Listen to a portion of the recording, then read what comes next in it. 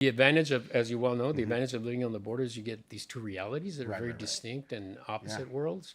But Do you that think? was, Do you think the border actually influenced kind of your style? I think, I think more than the style, it enriched the intimacy of how I approach my subjects. Okay. And With what is that approach? it's full honesty. Okay. This is who you're getting, Yeah. and when you offer that to people, the facade breaks down.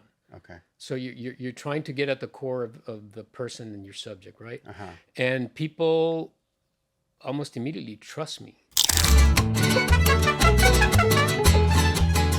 Glenn, I created this taqueria sin nombre just for you, bro, because I know you appreciate, you know, all the I do. taqueria references. Yeah, it brings back always good memories. Awesome. Well, welcome to the taqueria sin nombre. The official taqueria of the podcast.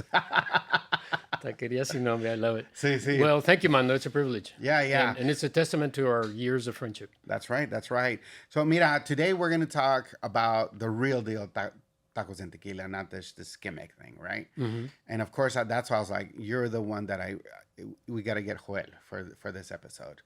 So let's start in like your early beginnings and how you got into photography. Your early days in Juarez. What did that look like for you? Well, speaking of, I got a retrospective book coming up through A&M.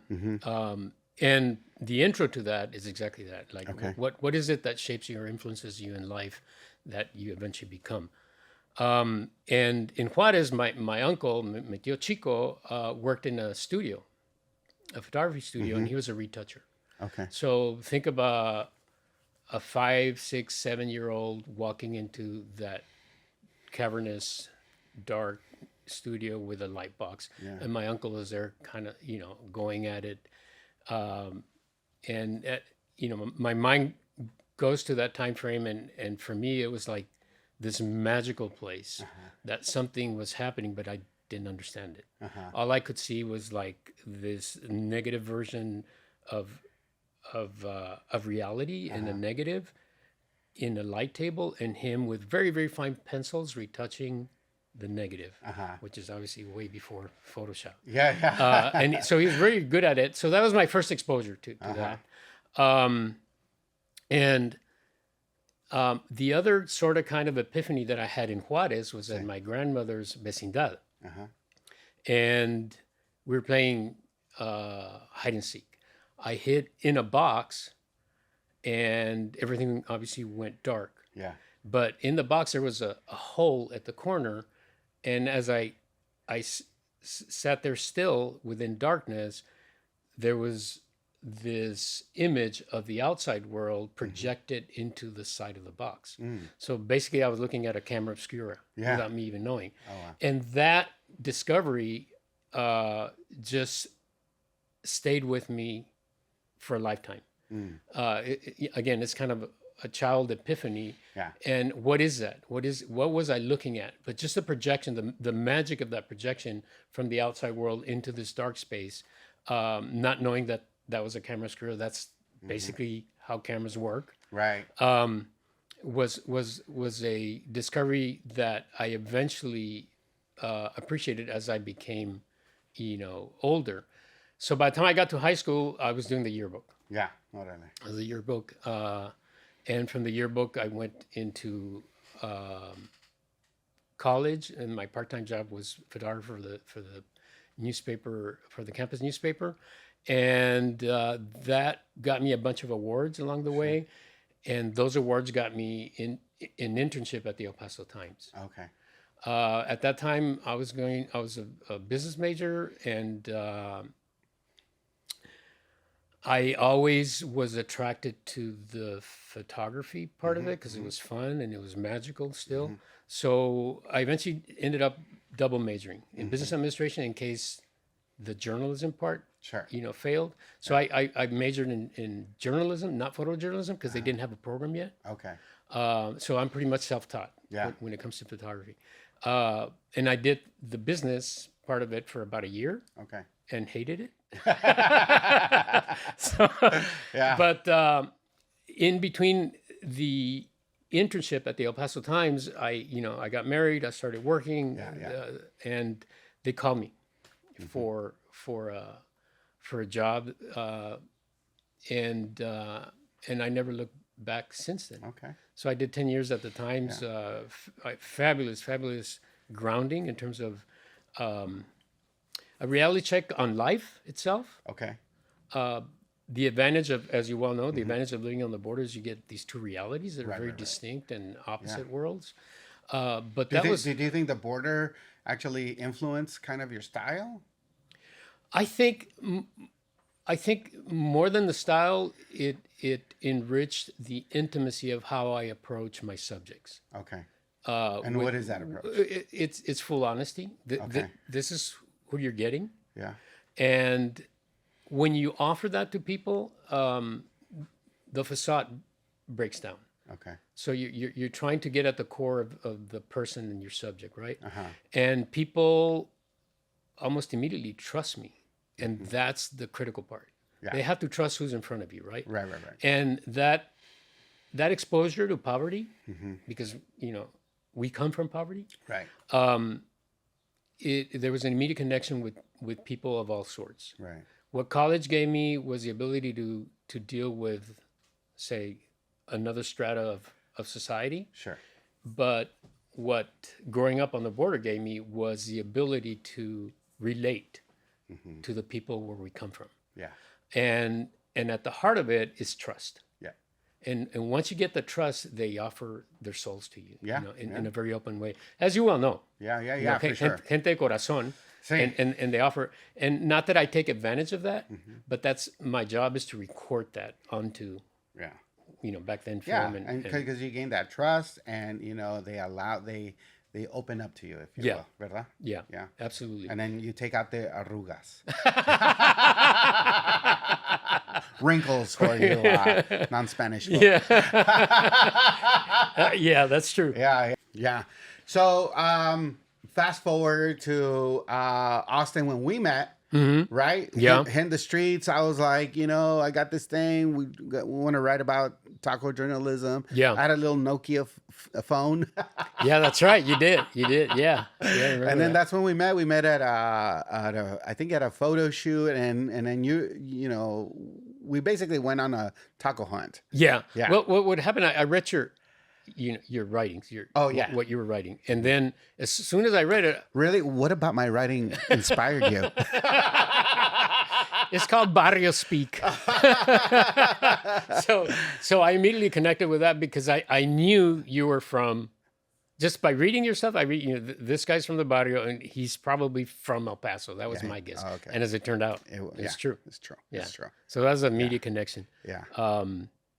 But yeah, that's how I think you had started just doing, the writing and the Yeah. columns, and I offered Yeah. to hang out. Yeah, hang out, and we did, and we Yeah. had a lot of comidas, a lot of discadas, Yeah, a lot yeah. of taco, A lot of good stuff.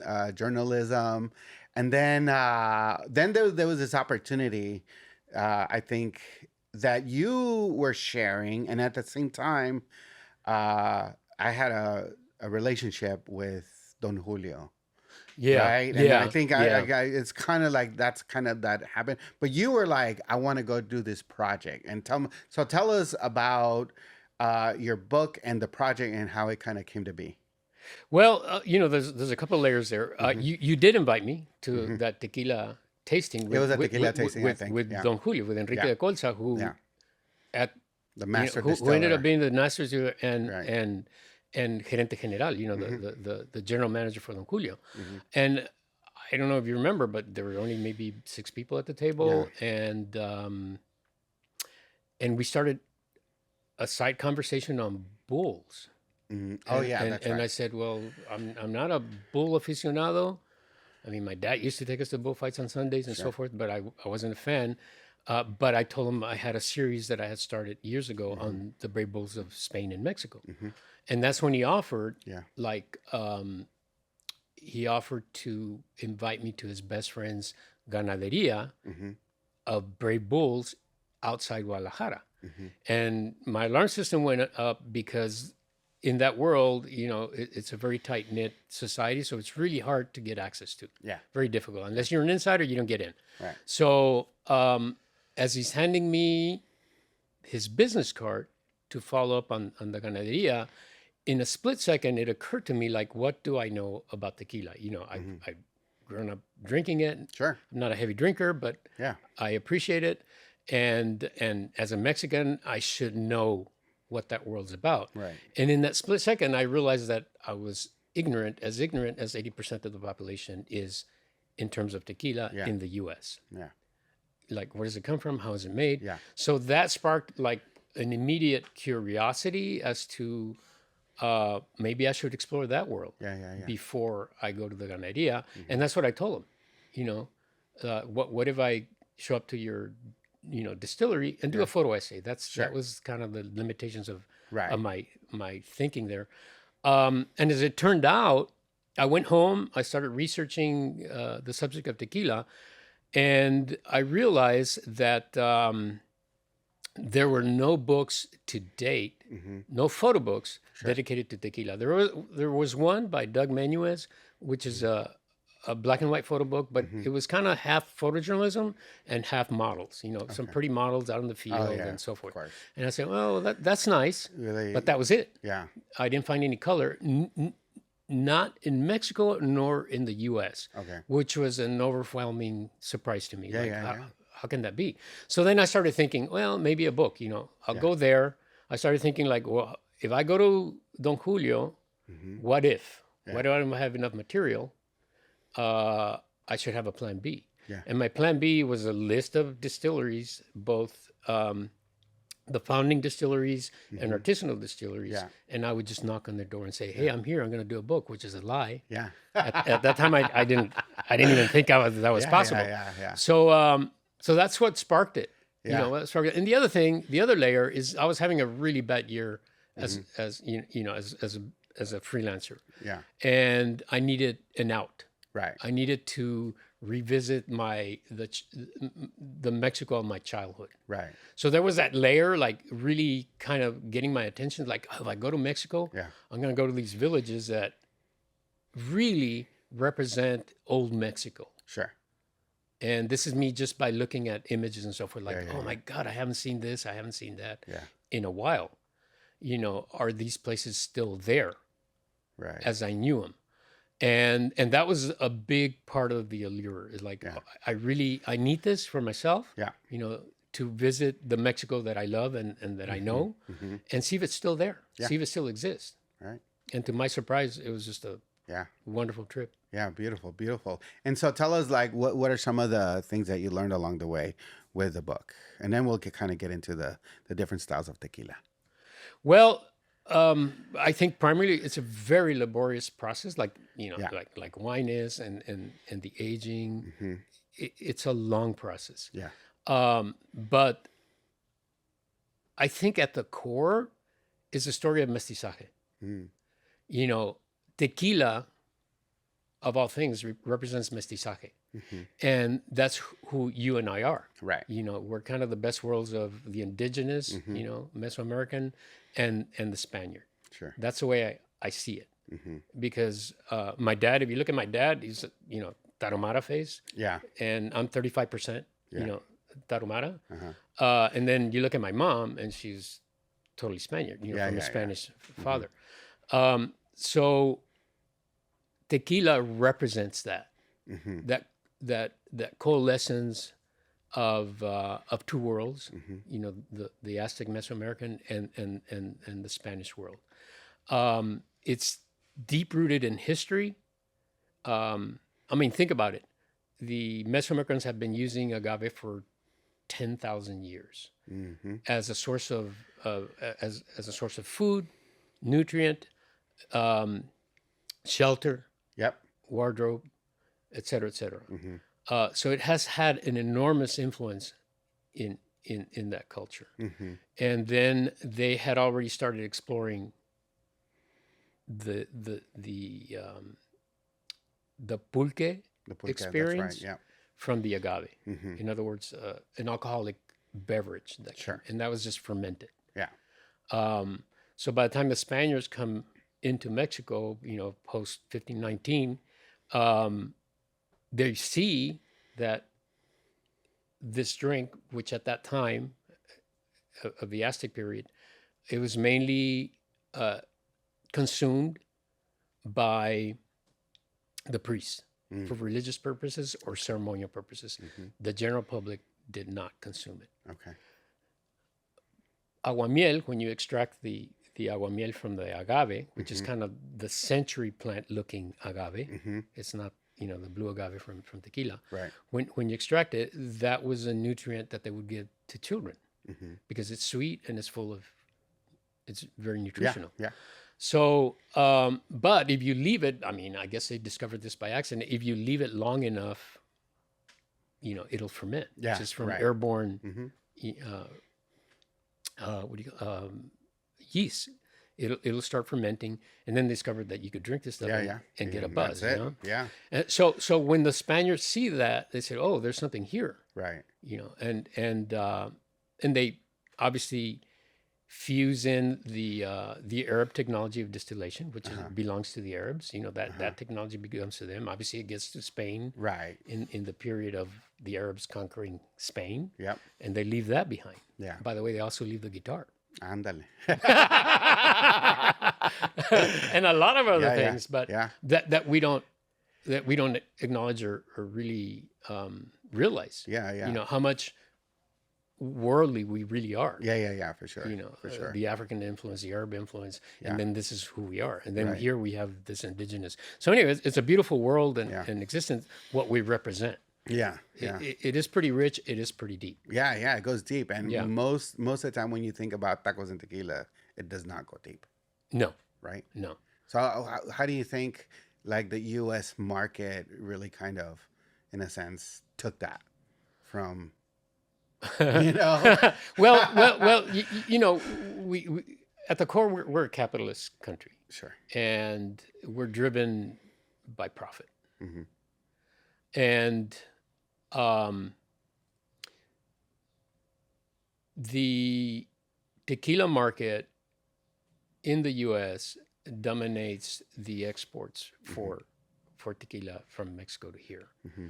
There's per capita, there's more consumption of tequila in Mexico, but the vast majority, if that makes sense, the vast majority is consumed, 80% is consumed here. And then the rest in parts of the world, Sure. it's Germany, France, Yeah. and Spain. But the core of it is here.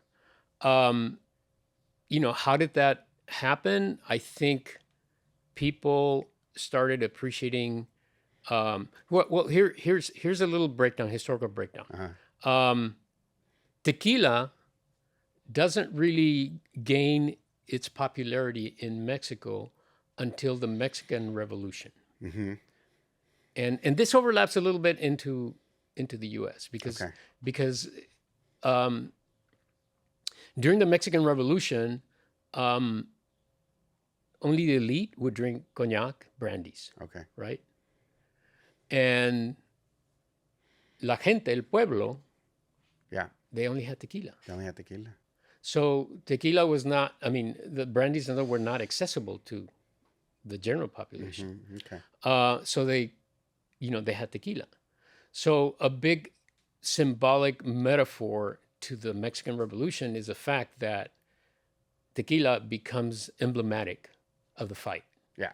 This is ours. This is who we are. Yeah. El mestizaje and this indigenous core to it. Right. And that's what we're fighting. So, it's a metaphor towards the elite. And so the other important thing that happens is during the golden age of the Mexican film, tequila gets introduced even more so to the masses. Okay. And that's when it really takes off. Okay. Now, the first import of tequila into the U.S. happens in 1873 by Salsa. It's just the first 3 barrels that come into. Eventually, Ben Crosby and other folks begin to introduce the reposado. So when reposado, in other words, the higher end, say, aged tequila, kicks in the Mexican market, it begins to get the attention of Americans. Because it starts competing with the brandies and the cognacs, so to speak, right? Yeah.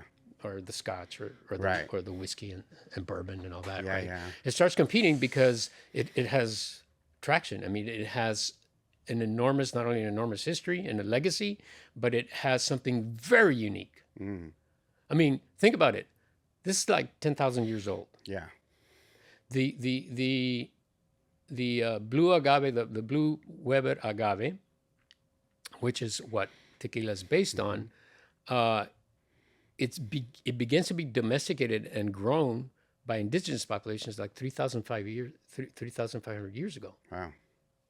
So think of the weight of history Yeah. that lays every time Right. you pick up a shot Yeah. of tequila, compared to a bourbon. Yeah. Yeah. You don't have that depth of history Right. Right. or legacy. Yeah. Yeah. So I begin to appreciate all the nuances. It's Yeah. like, oh my God, this Yeah. this It is goes deep. hundreds and into it. hundreds of Yeah. years of evolution Yeah. and cultural heritage. So so I take all of that into my mind. Mm-hmm. So eventually the product itself, tequila, becomes introduced into the U.S. slowly and gradually, and then it just takes off. Yeah. It takes off. And it takes Non-stop. off, in my mind, without really having, factual information, it takes off because, again, it represents a rich cultural experience that is so different from any other thing, Right. in terms of the complexity of the drink itself, the complexity of the drink and the complexity of its history and its legacy. Yeah. No, There's nothing like it. Yeah, There's nothing like it. Yeah, and I think that's part of the story of nuestra gente is like this layered history that we have, right? Yep. And whether it's the food and when you think of maíz, right? Oh yeah. And that history, Mm-hmm. right? And it's the same. And I think we need to like think about like when we're looking at tequila. Or even the other agaves, right? Like mezcal Yeah. and sotol, it comes from the earth, Yeah. comes from, this region that all of this was Mexico, ¿verdad? We're in Texas, but all of this was Mexico. And I think, part of that process is understanding those stories and then really thinking about like taking your time. It's not just something that you just shoot up or whatever when you're like 20 years old, pero ya cuando tenemos los 50, it's like, I'll just take a little step. Yeah, And exactly. appreciate it a Well, little that's where I'm more. at. That's where I'm at. You do appreciate it more. Yeah. But think about this. Species or varieties of agave. Yeah. There's like 200 around the world. Mm-hmm. 80%, say more than half of those 200 varieties only exist in Mexico. Yeah. Think of that privilege, Yeah, right? yeah, That yeah. you have that, and obviously, history tells how sacred this thing was to Right. survival, Right. mere survival. Right. So tequila represents all that. Yeah. Yeah. It is very special and unique to Mexico. Yeah. Yeah. Well, I know you got some stuff for us. Yeah, I do. Let's see. Let's introduce some. Well, some of I discovered this recently. One of my favorite distilleries is owned by Chava. He's a good friend. Very serious tequila maker, young guy. Pretty much picked up the baton from dad. So it's generational. But he's extremely committed to to making artisanal tequila with Ataona and so forth.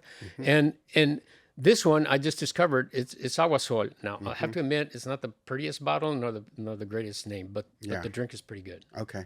And It's what's inside that counts. yeah, exactly. Always, right? It's the heart. But this one, his brand of tequila is Cascahuin, and to date, to me, 48 Plata is my favorite. Okay. It's just like killer awesome. And what's cascahuin? Cascahuin, I don't know the origins of the name of the word. I remember reading it, but I can't remember it now. But it's the name of Chava's distillery. Okay. Got it. Just outside Tequila. Okay. Got in it. El Arenal. He's in El Arenal. Okay. So I did pay him a visit. I love his product. I love his commitment. I love how educated he is, with and committed he is to tequila. And this product is made at his distillery, and I just discovered it because I couldn't find Cascawin. And the guy told me, well, this is made by Cascawin Distillery. Okay. I said, really? Okay. Well, let's check it out. Anyway, it's Yeah. wonderful. Well, let's take a pour. Yeah. We have our nice, And this lovely is- pouring glasses from El Paso. El Paso, Viva el Chuco. Here, this is reposado. And this for you, we're going to be more generous. For me, I can't handle because... Well, there goes the next interview. Bueno. Salud. Salud. You know what? You can smell it like it's smoky. Yeah. It has a little hint of tinge. smoke, ¿verdad? Yeah.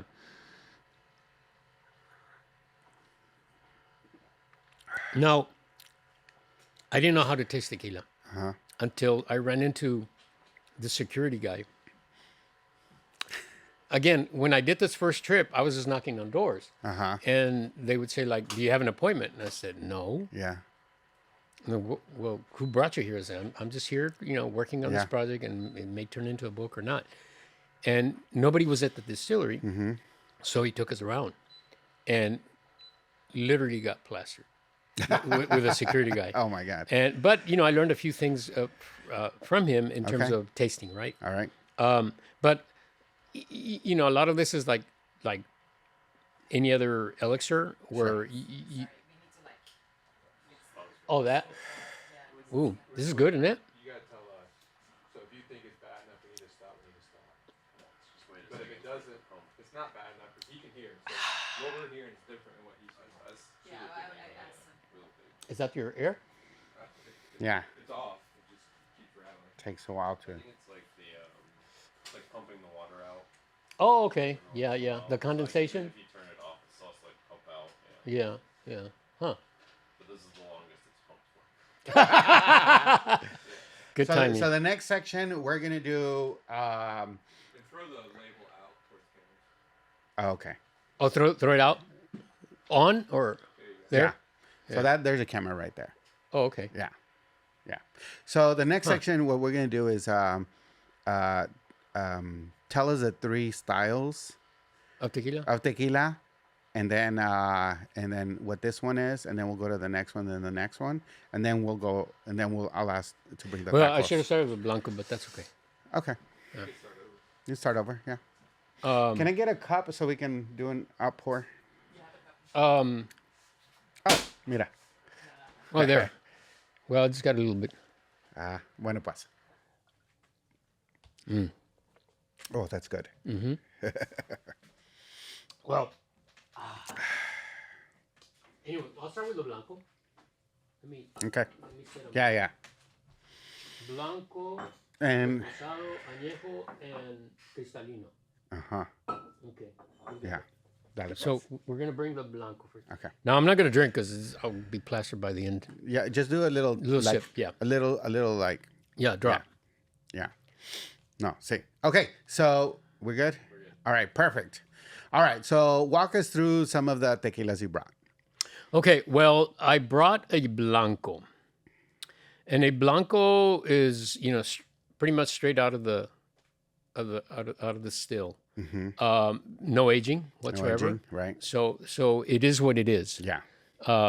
There's no caramel colors, no aromas, no taste of barrels, nothing like. It's just a pure blanco. There's a lot of purist That's good. tequileros that's all they drink because that's the purest of the most original. Yeah. Straight off the Right. the stills.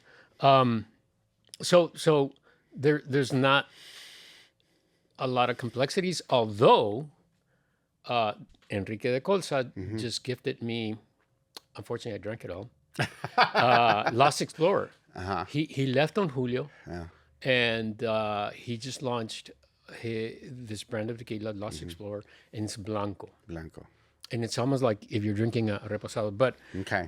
So what flavor profile am I looking for? well, with tequila is like, in high school they taught you how to write an essay. Yeah. You have an intro, a middle, and an ending. Yeah. And that's the way I approach all this. Is that true? We have our taco intern here. Is that true, Quetzal? Yeah. Yeah. Okay. So I'm looking all. The first sip is where you really are going to identify. Now, Okay. I don't have a prolific, nose Sure. or taste buds. Every Yeah, you taste do. bud. I see your prolific nose right there. Thank you, Mando. But That's your mestizaje. Exactly. But the thing is that every taste bud, every human being is different. So what you taste may be different to mine. Maybe we may or may not agree. So what I'm tasting may not be exactly Sure. what you're tasting, but you get an essence. And the essence is sometimes you get the agave, vegetative taste up front, sometimes at the end. Yeah. Sometimes you get the sweetness up front or at the end. And then in the middle, there's all these, aromas and fusion of taste. So I'm always kind of, looking out for those as best as I can. Some people are better at it than others based on, your physical capacities. Yeah. And mine, as you get older, you lose nose, you Sure. lose a lot of things. Sure.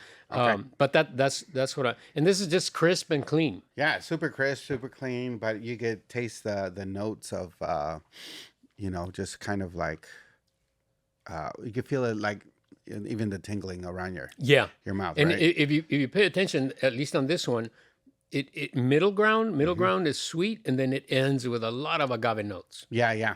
I see that. If you can pick that up. Yeah. So for that one, I'm actually gonna ask our taco intern Quetzal to bring us some tacos because we're gonna do some taco pairing. Ooh, so what are we pairing it with? A ver, Ben Quetzal, let's see what we got. Thank you. So these tacos are from El Cholo. Oh yeah. El Cholo tacos from here in Austin. It's inside a gas station. That's always a plus. So I think with a blanco, we're gonna do maybe an al pastor. You know what I mean? Cool. Because of feel like the sweetness of the pork blends well with this one. Yeah. Because it's lighter, right? Yeah. So It is lighter. Yeah. So I'm just gonna put all these out. And this one it's just a recent discovery. We were in Albuquerque for an agave festival or Okay. gala thing, and they had this, and I didn't know the brand, Okay. and it turned out really, really good. Nice. There we go. Now, just a side note, Say. there is that confusion of tequila. Yeah. Do I get one? Yeah, you get one. Okay. Let me see. Or So we'll do a trade on. I'll do the first tasting. Then okay, well you do the first tasting. Yeah. You do the first tasting. Órale. So okay, There we go. Pour me a little bit more. okay. This should be interesting. This should be interesting, ¿verdad? Yep. Now you're gonna have to kind of. So I think what I'm going to do is If you want more, I can give you more. No, sí está bien. I'm going to taste and then end with a pour, Okay. right?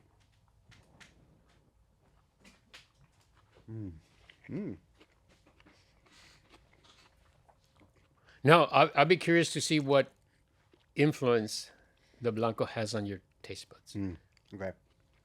with the taco in mind.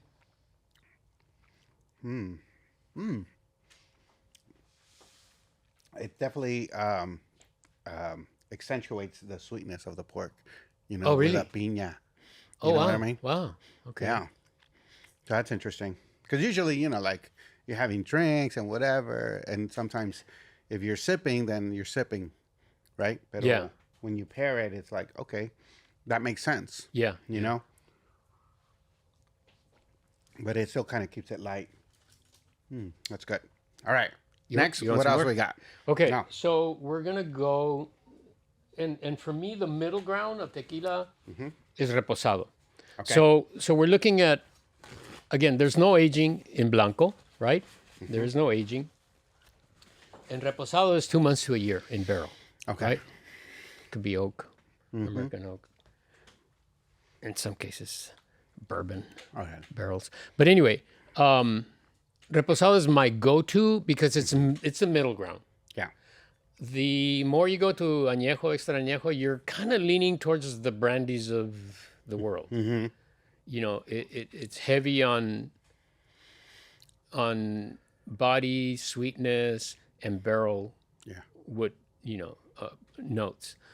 For me, this is kind of the comfort zone because it gives you the best of both worlds, like mestizaje. Okay.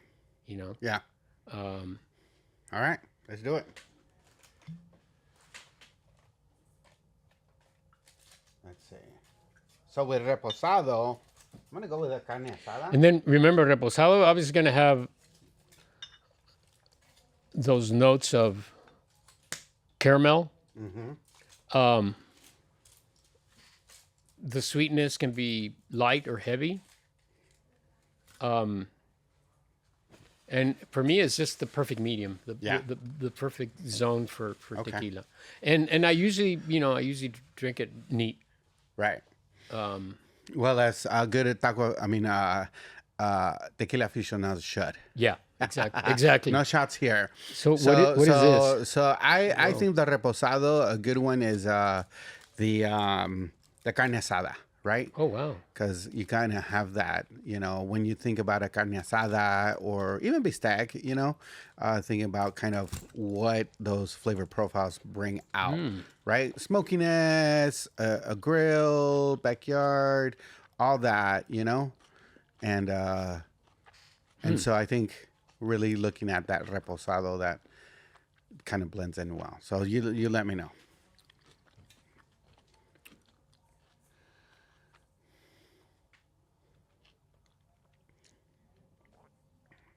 Well.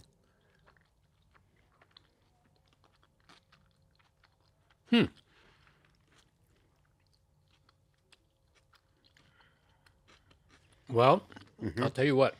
In this one, the tequila dominates at the tail end of it. Okay. What it does for me, in a very positive way, it alienates las grasas. Yeah. The thickness of the grasa, it just completely alienates it. And then you go to tequila itself. Yeah. In terms of So taste. it cuts it. It cuts the grease. Okay. Yeah. It cleanses your palate.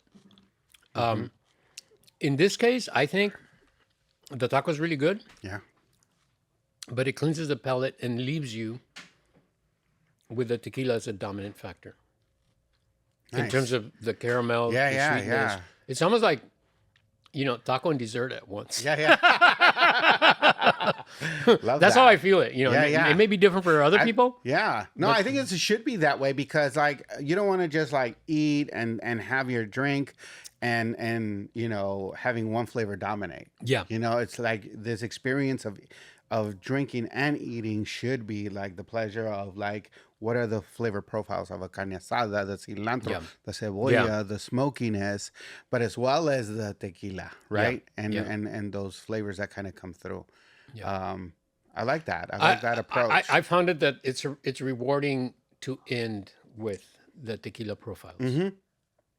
I thought about that because I was like, should we drink tequila first and then eat the taco? Yeah. But I thought about that cleansing palate, the cleansing approach. Yeah. And so I'm like, okay, let's get into the taco first and get those flavors in there. Y luego let's see what happens when you mix the tequila. You know what I mean? And it's definitely there. I mean, you describe it perfectly. I think it cleanses the palate, and then it kicks in with all the profiles of the tequila, and it leaves you with a very pleasant ending. Yeah. That both should give you. Well, it accentuates the whole experience. Yeah, it totally does. It takes, so, and not everything is rushed, right? Right. And you shouldn't rush it. No. Yeah. Definitely not. Okay. And that's why it should be sipping tequila. It's not necessary to get, Okay, let's put that one away. What bottle we got next? Okay, so now So now, is it a we're gonna go to an añejo. añejo? So añejo, we're looking at 2 to 3 years barrel. Okay. Right. Mm. Now let me say this about Siete Leguas. Uh-huh. There's a little history behind here. Yeah. This was, if I recall correctly, this is where Patron begins. Okay. When Paul de Jora's partner in business, when they start with the concept and idea of creating their own brand of tequila, they go to Siete Leguas. Okay. And Correct. eventually, the master distiller for Siete Leguas goes to Patron. Okay. I don't remember his name, but he's very, very good at what he did. Okay. Now, for a lot of Mexicans, at least, the Mexican friends that I have and so forth, they love Siete Leguas. Okay. Not only the history, the legacy commitment to them, but obviously at the core, Right. it represents Mexican ownership Yeah. and nothing else. Okay. And they were very, very early in the landscape of the tequila market, but most of it remained, as compared to other brands, Yeah. most of it remained in Mexico. In other words, most of the consumption, Okay. most of the client base remained in Mexico and not Yeah. the U.S., Right. as compared to others. Yeah, Now, yeah. Patron took off Forget about it. in a crazy way, Yeah. but based on the experience that Like they had here. Patron became a hair product. If you know, you know. Something like that. Okay, so this one, obviously the reposado, we're gonna go with barbacoa, right? So it's the one that's aged longer. It has more bold flavor, right, profile, and just like a good barbacoa, it has to be cooked for like long hours, right? So if you're doing it in a pozo, Oh, that's nice. Yeah, right? Yeah, So yeah, you're doing it in a pozo, you're talking about 12 to 14 hours. which is a metaphor to, Yeah. añejo. So Because we're looking at 3 years of waiting. yeah, there you Right? go. Yeah. Exactly. And so let me split this one with you. No, go ahead. Yeah, you I'm sure? fine. Yeah, I'm fine. Yeah. Dale pues. Okay, so we got barbacoa first, which is beef cheek in general, beef cheek for everybody, Okay. right? Pero barbacoa is the beef head, so it could be everything from Okay. the lengua to the beef cheek to the back of the head, the front, the forehead. Huh. Yeah, barbacoa is I didn't know lengua was included. toda in la that. cabeza. Lengua's included. Toda la in the cabeza. barbacoa. Yeah, you have like lengua tacos that you can make very specific. Yeah. But when you're making barbacoa, it's a whole. I got beef you. head. Okay, got you. You know what I mean? Yeah. Yeah. So I'm gonna do that, and it's nice and greasy, like no added grease, but just the one it comes with.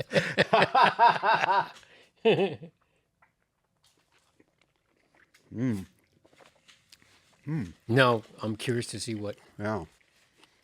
So, This, I mean, barbacoa naturally has a sweet flavor. You know what I mean? uh-huh. It has a bold flavor. And this is siete leguas. Siete leguas. Yeah.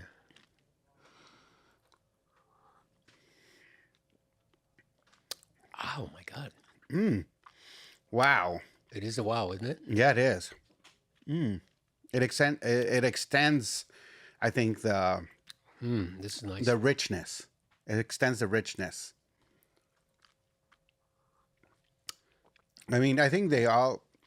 This one definitely hits.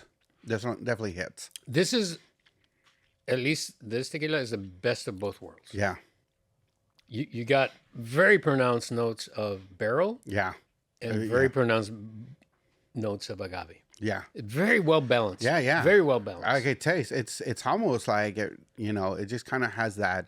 Yeah, the barrels. Like kind of the. It's sometimes when I drink whiskey, it's like what it reminds you of. Yeah. Right. Yeah. And then for me, this definitely. Allá en el Rancho Grande. Yeah. Allá donde Well, vivía. Yeah. No. I was about to say that the brand always takes me back, almost immediately takes me back to Mexico. Yeah. It does. Yeah, and it blends really well with the barbacoa because of, like, it definitely is the sweetness, but it's strong, it's bold, right? Yeah. And then the notes from the tequila whether it's the barrel and the agave kind of, but the barrel, it's stronger. It is. It's stronger. It's very nice. And it does like remind you of, being outside in a rancho. Oh my God, that's nice. It's very nice. Very good. And Very well balanced. This is very well balanced. So I know you have a bonus for us, right? I do. All right. We're going to take that straight up. Ooh, man. That's good. You're going to have to leave that bottle in the podcast studio. So this one is a Cristalino, right? Don Julio Cristalino. Uh-huh. So explain what a Cristalino is. Cristalino is literally, it's interesting what happened. It's a reposado or añejo that's been filtered through charcoal filters to remove some of the harshness, the burn, and the color by default, is gone. Yeah. The caramel colors, but the essence of the añejo is there, and then it brings other properties into the game depending on who's doing it and at what level. But from what I know, I've read, the Cristalinos emerge from the fact that the distilleries were having a difficult time of marketing, selling the reposado and the añejos or extra añejos, and they were kind of almost forced into creating this new product that would help them market or sell what they had in stock already that wasn't moving. Yeah. And then they that's what I read. Whether it's true or not, who knows? Yeah. But it basically gives you a very safe ground of experience for those that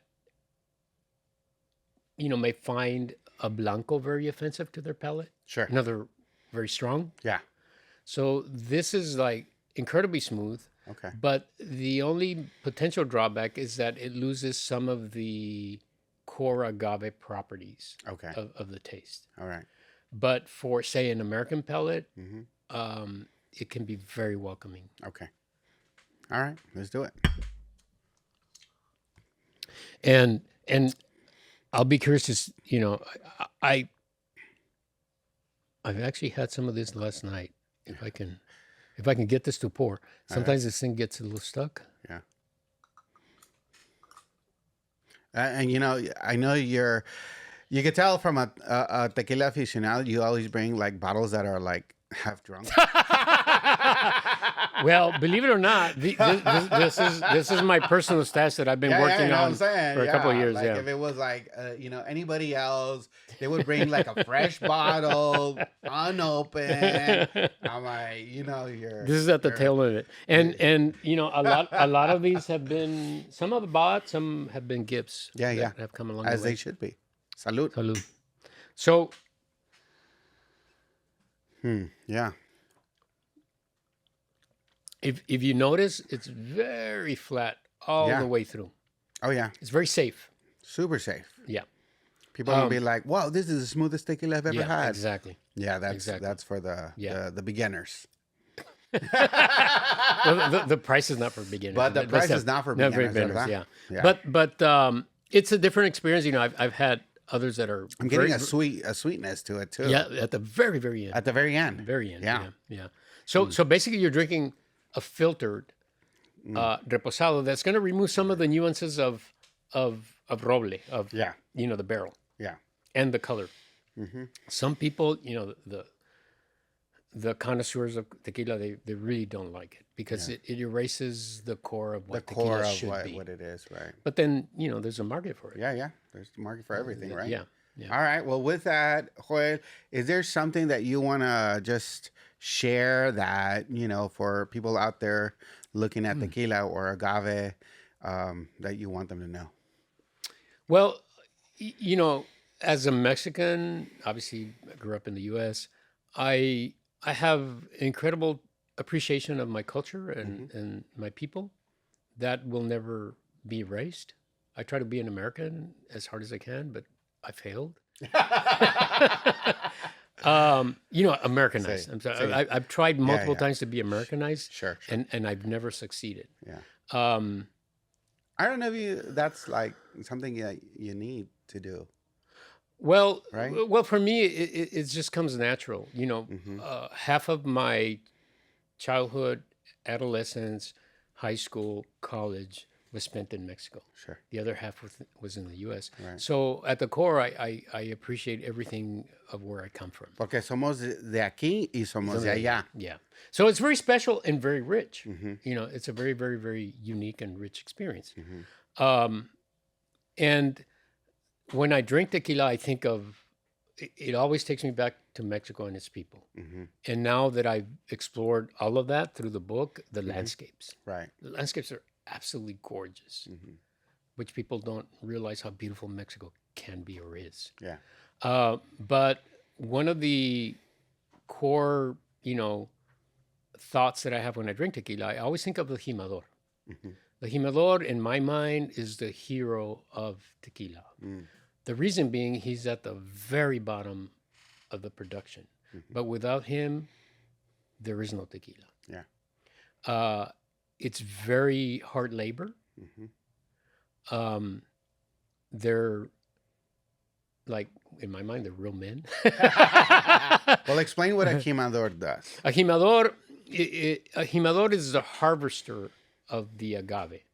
I mean, we're talking, the blue agave is unique to tequila. It's the one that the industry prefers or ended up with because of two reasons. The core sugars were very pronounced, and it had the ability to be domesticated, to be grown in fields. Okay. So it became very prolific, and then it became the core. Now, something to remember is that tequila is a mezcal. In its original form, Right. it was smoky. Yeah. Some distilleries, including Cascawin, have a product that has that smokiness that wasn't.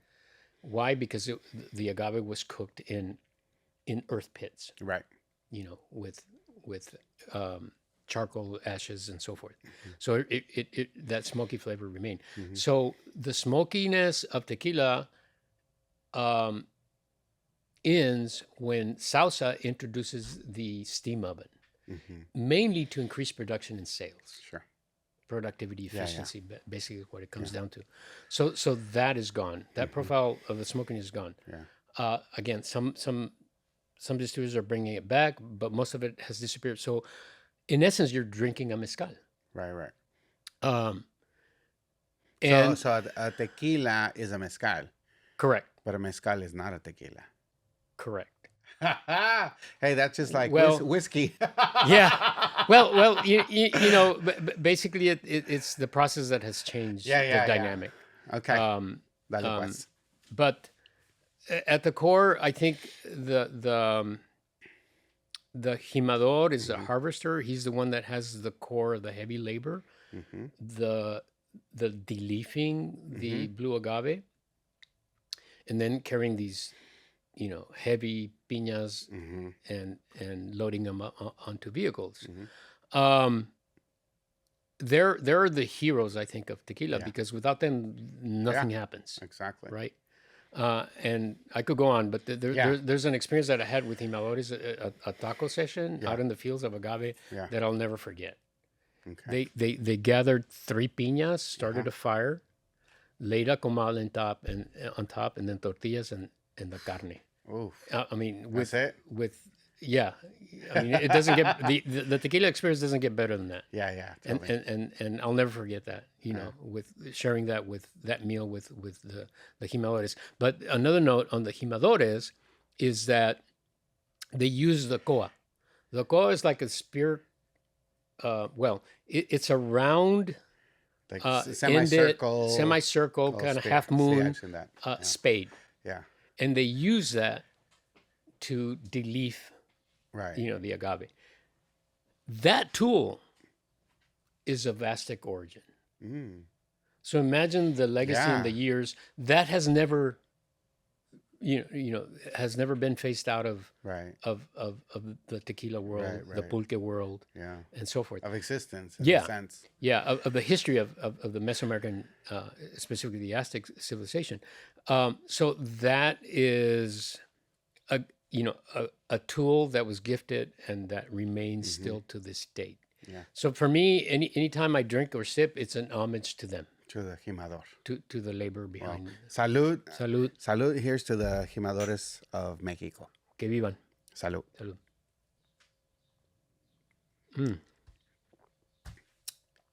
Listo. Ya estoy bien pendejo. Yeah, I can't drink that much. That's different and nice, isn't it? Yeah, that's Now really this nice. with the chocolate, it Yeah, goes perfect. yeah. Luis, would you like? Oh, you have a question? Yes. Oh my God. I want to try that smooth one that you said that was. Oh, try it, guys. Yeah. Well, you're welcome. Muffin. Yeah. Are there any women involved in like the? Very recently, there's Okay. So this idea around Mexicanism and everything like that, it's very male dominated, right? Yeah. Or even the stories are. Yes. But they're not necessarily all true, right? correct. So are women involved in the production of tequila? Yes, there has been some very pronounced ownerships of all women mezcalerias and tequileras. Not that many to my mind right now. Three come to mind, and they're very dedicated, and they are beginning to have a pronounced presence in the marketplace. And simply because some of them are fully run, even the jimadoras, female, which is extremely laborious. That could be an interesting story. Yeah, no, yeah. To pursue, They said, it's all going to be a woman from start to finish. And that already exists. I can't recall the name of the distillery, but there's some. that. There's at least three Okay. that are fully women run. Okay. Either women run or women, production from start to finish. And then in the mezcal world, again, I can't remember the name of the palenque that has a very high reputation for making exceptional mezcal in Oaxaca. Okay. I wish I could remember her name, but I Okay. don't. We But can yeah, look them up. yeah, there are, and they're being acknowledged and honored for their abilities. Nice. Love it. Pues bueno, Joel. Yeah, well, thank you, man. La Muchas última gra- gota. muy- You guys want to la- taste some of La this? última gota. Gracias. Órale.